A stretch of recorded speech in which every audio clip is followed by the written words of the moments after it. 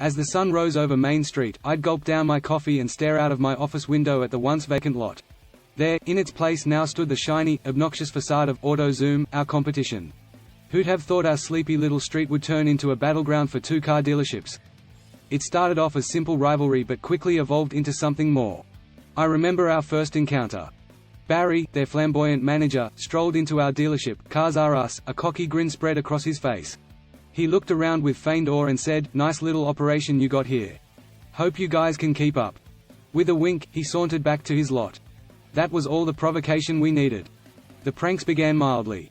We'd shift their "open" sign to "closed" when they weren't looking. They'd reply by parking a garishly painted clunker right in front of our lot with a sign, "Trade in your old ride for an AutoZoom upgrade." Things escalated with the speed of a Lamborghini on an open road. It wasn't long before the entire town got involved.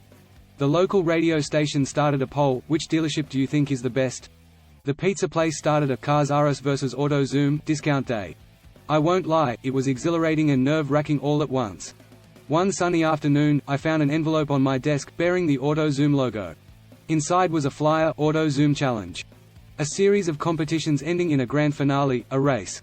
The stakes? If we lost, we'd have to post a billboard proclaiming them as the best dealership in town, for a whole year.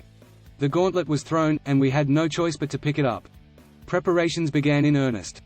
Days were spent honing sales techniques, customer service, and mechanical skills.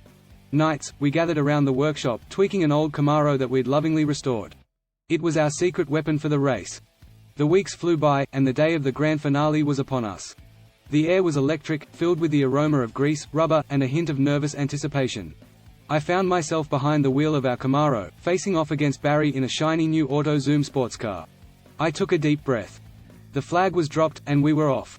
The Camaro roared to life as we flew down the makeshift track, leaving Barry behind.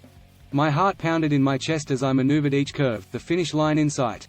Then, disaster struck. A tire burst.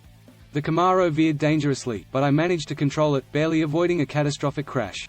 But Barry, he zoomed past us, crossing the finish line with a victorious whoop.